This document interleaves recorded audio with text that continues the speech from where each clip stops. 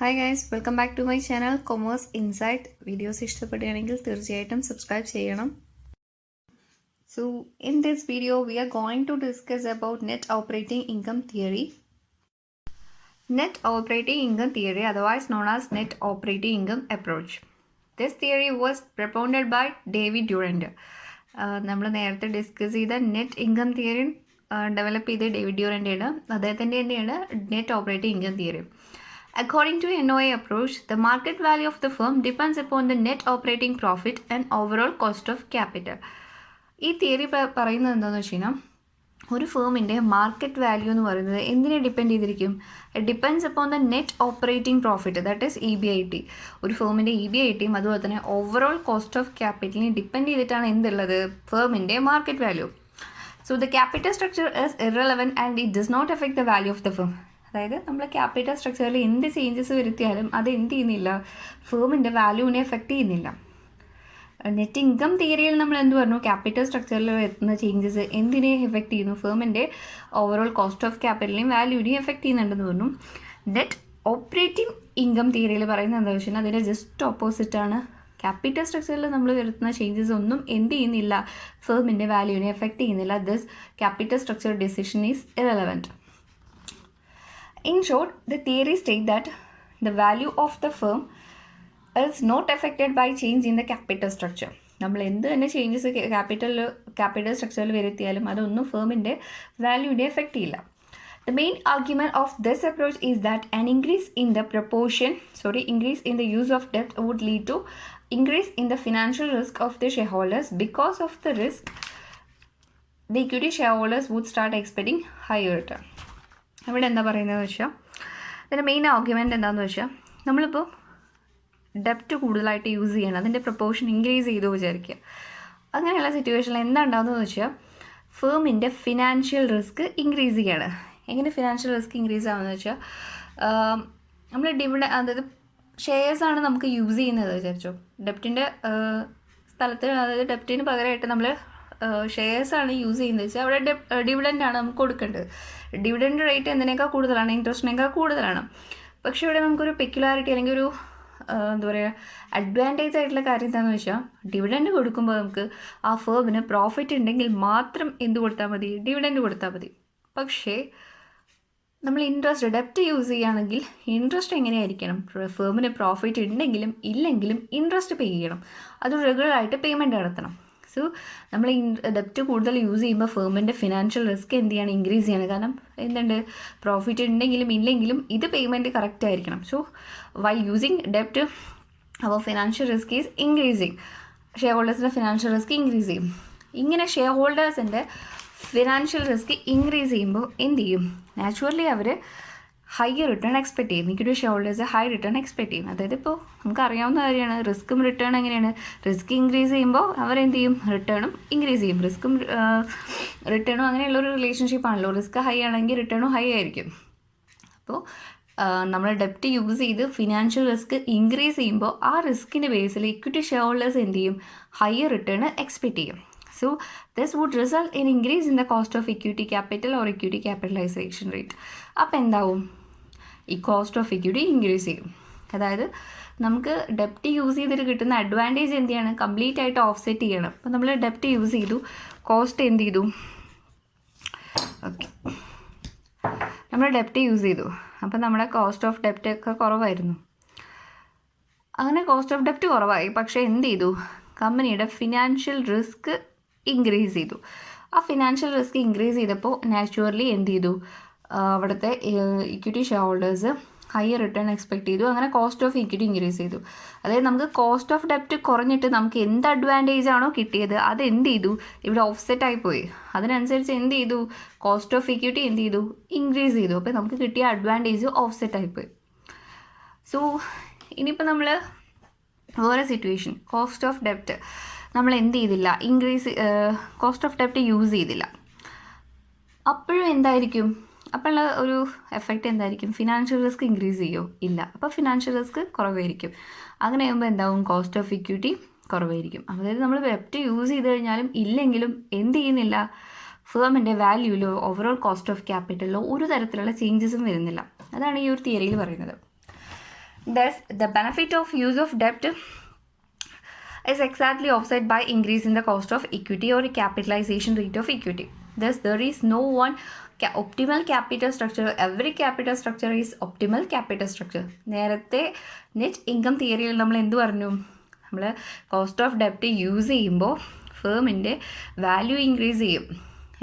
ആ ഒരു point cost of ഡെപ്റ്റ് increase ചെയ്തിട്ട് കഴിഞ്ഞിട്ട് ഓവറോൾ കോസ്റ്റ് ഓഫ് ക്യാപിറ്റലും കുറവായിരിക്കും. ആ ഒരു പോയിൻ്റാണ് ആ ഫേമിനെ സംബന്ധിച്ച് ഒപ്റ്റിമം ക്യാപിറ്റൽ സ്ട്രക്ചർ എന്ന് പറഞ്ഞു. പക്ഷേ ഇവിടെ നെറ്റ് ഓപ്പറേറ്റിംഗ് ഇൻകം തിയറിയിൽ പറയുന്നതെന്ന് വെച്ചാൽ അങ്ങനെ ഒരു ഒപ്റ്റിമൽ ക്യാപിറ്റൽ സ്ട്രക്ചർ ഇല്ല. കാരണം ക്യാപിറ്റൽ സ്ട്രക്ചറിൽ എടുക്കുന്ന ഡിസിഷൻസ് അല്ലെങ്കിൽ അതിൽ ചേഞ്ചസ് ഒന്നും ഫേമിൻ്റെ വാല്യൂവിനെയോ അല്ലെങ്കിൽ ഓവറോൾ കോസ്റ്റിനെയോ ബാധിക്കുന്നില്ല. അപ്പോൾ പിന്നെ എന്താണ് ഒപ്റ്റിമൽ ആയിട്ടുള്ള ഒരു ക്യാപിറ്റൽ സ്ട്രക്ചർ ഇല്ല എന്നാണ് ഈ ഒരു തിയറി പറയുന്നത്. This theory is known as irrelevance theory of capitalisation and capital structure. Capital സ്ട്രക്ചറിലെ ഇറലവൻസ് തിയറി എന്നാണ് എന്തറിയപ്പെടുന്നത്? നമ്മുടെ നെറ്റ് ഓപ്പറേറ്റിംഗ് ഇൻകം തിയറി അറിയപ്പെടുന്നത്. ഇനി ഇതിൻ്റെ അസംഷൻസ് ആണ്. The very first one, the increase in the proportion of debt in the capital structure leads to change in the risk perception of shareholders. എന്ത് പറയുന്നത്? നമ്മളിപ്പോൾ ഡിസ്കസ് ചെയ്ത കാര്യം തന്നെയാണ്. ഡെപ്റ്റ് യൂസ് ചെയ്യുമ്പോൾ എന്ത് ചെയ്യുന്നുണ്ട്? ഫിനാൻഷ്യൽ റിസ്ക് ഇൻക്രീസ് ചെയ്യുന്നുണ്ട്. അങ്ങനെ ഷെയർ ഹോൾഡേഴ്സിൻ്റെ റിസ്ക് പെർസെപ്ഷനിൽ എന്ത് വരുന്നുണ്ട്? ചേഞ്ച് വരുന്നുണ്ട് എന്നാണ് പറയുന്നത്. നേരത്തെ നമ്മൾ നെറ്റ് ഇൻകം തിയറി പറഞ്ഞപ്പോൾ ഇതിന് നേരെ ഓപ്പോസിറ്റാണ് പറഞ്ഞ assumption. The risk associated with ഡെപ്റ്റ് does not affect the perception of investors. ഡെപ്റ്റ് യൂസ് ചെയ്യുമ്പോൾ വരുന്ന റിസ്ക് ഒന്നും ഇൻവെസ്റ്റേഴ്സിൻ്റെ പെർസെപ്ഷൻ എഫക്റ്റ് ചെയ്യുന്നില്ല എന്ന് പറഞ്ഞു. ഇവിടെ എന്താ പറയുന്നത്? ഡെപ്റ്റ് യൂസ് ചെയ്യുന്നതോറും അതിനുണ്ടാകുന്ന ആ റിസ്ക് എന്ത് ചെയ്യുന്നുണ്ട്? It effect the perception of share holders. Then second one, the equity shareholders and other investors capitalize the value of the firm as a whole and there is no corporate tax. Cost of debt is lower than cost of equity and cost of debt is constant. ഇവിടെ cost of ഡെപ്റ്റ് മാത്രമാണ് constant ആയിട്ടുള്ളത്. Net income തിയറിയിൽ ഡെപ്റ്റും constant ആയിരുന്നു, cost of ഇക്വിറ്റിയും constant ആയിരുന്നു. Net operating income തിയറിയിൽ എന്ത് മാത്രമാണ് constant? Cost of ഡെപ്റ്റ് മാത്രമാണ് constant ആയിട്ടിരിക്കുന്നത്. And finally, the business risk at each level of debt equity mix remains constant. Therefore, the overall cost of capital also remain constant. നമ്മൾ ഏത് ഡെപ്റ്റ് equity mix use ചെയ്ത് കഴിഞ്ഞാലും എങ്ങനെയാണ്? Risk അവിടെ എല്ലായ്പ്പോഴും ഒരേപോലെയാണ്. Risk constant ആണ്. അങ്ങനെ റിസ്ക് കോൺസ്റ്റൻ്റ് ആകുമ്പോൾ എന്താവും? ഓവറോൾ കോസ്റ്റ് ഓഫ് ക്യാപിറ്റലും നമ്മൾ ഏത് ഡിഗ്രി ഓഫ് ഡെപ്റ്റ് ആൻഡ് ഇക്വിറ്റി മിക്സ് യൂസ് ചെയ്ത് കഴിഞ്ഞാലും കോൺസ്റ്റൻ്റ് ആയിരിക്കും. ഇപ്പോൾ രണ്ട് കാര്യങ്ങൾ കോൺസ്റ്റൻ്റ് ആണെന്ന് പറഞ്ഞു. കോസ്റ്റ് ഓഫ് ഡെപ്റ്റ് കോൺസ്റ്റൻ്റ് ആണ്, overall cost of capital constant ആണ്. Because the business risk is same remain constant at each level of ഡെപ്റ്റ് equity mix. So these are the assumptions of net operating income theory. ഇനി അതിൻ്റെ graphical representation ആണ്. ഇതിൻ്റെ graphical representation എങ്ങനെയാണെന്ന് വെച്ചാൽ, degree of leverage എന്ത് ചെയ്തു? It is plotted on X axis and the cost of equity, cost of ഡെപ്റ്റ്, overall cost of capital which is plotted on the Y axis, cost of capital. It can be that ഇതിലെന്ത് പറയുന്നുണ്ട്? The cost of ഡെപ്റ്റ്, അതുപോലെ തന്നെ cost of ഡെപ്റ്റും overall cost of ക്യാപിറ്റലും constant ആണ്. നമ്മൾ അസംഷനിൽ പറഞ്ഞതാണ് കോസ്റ്റ് ഓഫ് ഡെപ്റ്റ് കോൺസ്റ്റൻ്റ് ആണ്. അതുപോലെ തന്നെ ഇവിടെ പറഞ്ഞു എന്ത്? ഓവറോൾ കോസ്റ്റ് ഓഫ് ക്യാപിറ്റലും എന്താണ്? കോൺസ്റ്റൻ്റ് ആണ്. ഇപ്പോൾ ഇത് രണ്ടും ഇതിൽ കോൺസ്റ്റൻ്റ് ആണ്. ഓവറോൾ കോസ്റ്റ് ഓഫ് ക്യാപിറ്റലും കോസ്റ്റ് ഓഫ് ഡെപ്റ്റും കോൺസ്റ്റൻ്റ് ആയി. ദെൻ കോസ്റ്റ് ഓഫ് ഡെപ്റ്റ് എന്താണ്? It is lower than cost of equity. Cost of ഇക്വിറ്റിക്ക് കുറവാണ് കോസ്റ്റ് ഓഫ് ഡെപ്റ്റും. അപ്പോൾ നമ്മൾ അസംഷൻസൊക്കെ അതിനനുസരിച്ച് എല്ലാം ഗ്രാഫിക്കലി റെപ്രസെൻറ്റ് ചെയ്ത് കഴിഞ്ഞു. ഇനി ഇതിലൊന്ന് ശ്രദ്ധിച്ച് നോക്കിക്കാൻ അറിയാൻ പറ്റും നമ്മൾ കോസ്റ്റ് ഓഫ് ഇക്വിറ്റി അതുപോലെ തന്നെ ഓവറോൾ കോസ്റ്റ് ഓഫ് ക്യാപിറ്റൽ എപ്പോഴാണ് സെയിം ആവുന്നത്? ഫിനാൻഷ്യൽ ലിവറേജ് 0 ആകുമ്പോൾ എന്താണ്? കോസ്റ്റ് ഓഫ് ഇക്വിറ്റിയും ഓവറോൾ കോസ്റ്റ് ഓഫ് ക്യാപിറ്റലും സെയിം ആയിരിക്കും. Cost of equity equals to cost of debt. Cost of equity equals to overall cost of capital when leverage is 0. With increase in the leverage, നമ്മൾ increase ചെയ്തു. Leverage increase ചെയ്യാൻ പറഞ്ഞാൽ കൂടുതലായിട്ട് ഡെപ്റ്റ് introduce ചെയ്തു. അങ്ങനെ ഡെപ്റ്റ് introduce ചെയ്യുമ്പോൾ എന്താ ഉണ്ടാകുന്നത്? ഓവറോൾ കോസ്റ്റ് ഓഫ് ക്യാപിറ്റലൊക്കെ എന്താണ്? കോൺസ്റ്റൻ്റ് ആയിട്ടിരിക്കുന്നുണ്ട്. പക്ഷേ നമ്മൾ യൂസ് ചെയ്യുന്നതിനനുസരിച്ച് എന്ത് കൂടുന്നുണ്ട്? കോസ്റ്റ് ഓഫ് ഇക്വിറ്റി ഇൻക്രീസ് ചെയ്യുന്നുണ്ട്. അതായത് നമ്മൾ KD, അതായത് കോസ്റ്റ് ഓഫ് ഡെപ്റ്റ് ഇൻക്രീസ് ചെയ്യുമ്പോൾ എന്ത് ചെയ്യുന്നുണ്ട്, കോസ്റ്റ് ഓഫ് ഇക്വിറ്റി എക്സാക്റ്റ് ആയിട്ട് അതിനനുസരിച്ച് ആ പ്രപ്പോർഷനിൽ എന്ത് ചെയ്യുന്നുണ്ട്, ഇൻക്രീസ് ചെയ്യുന്നുണ്ട്. സോ നമുക്ക് എന്തൊക്കെ അഡ്വാൻറ്റേജ് ഉണ്ടായോ ഈ cost of ഡെപ്റ്റ് cost of ഡെപ്റ്റ് use ചെയ്തിട്ട് നമുക്ക് എന്തൊക്കെ അഡ്വാൻറ്റേജ് ഉണ്ടായോ അതൊക്കെ കോസ്റ്റ് ഓഫ് ഇക്വിറ്റി ഇൻക്രീസ് ചെയ്യുന്നതിലൂടെ ഓപ്പോസിറ്റ് ആയിട്ട് പോകുന്നുണ്ട്. As A result overall cost of capital എന്തായിരിക്കും, കോൺസിക്വൻ്റ്ലി സെയിം ആയിരിക്കും, എപ്പോഴും സെയിം ആയിരിക്കും. വാല്യൂ ഓഫ് ദ ഫേമും അതുപോലെ ഓവറോൾ കോസ്റ്റ് ഓഫ് ക്യാപിറ്റലൊക്കെ സെയിം ആയിരിക്കും. അപ്പോൾ നമുക്ക് എന്ത് കൺക്ലൂഡ് ചെയ്യാം, to conclude, according to NOI approach, the market value of the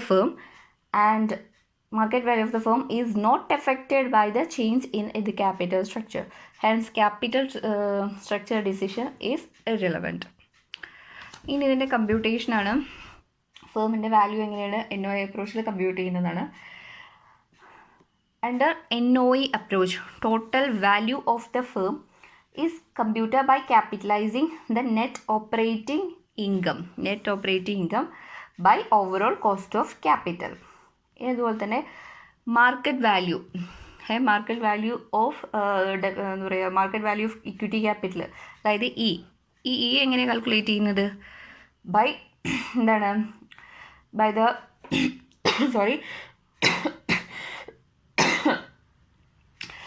deducting market value of debt from overall total value of the firm.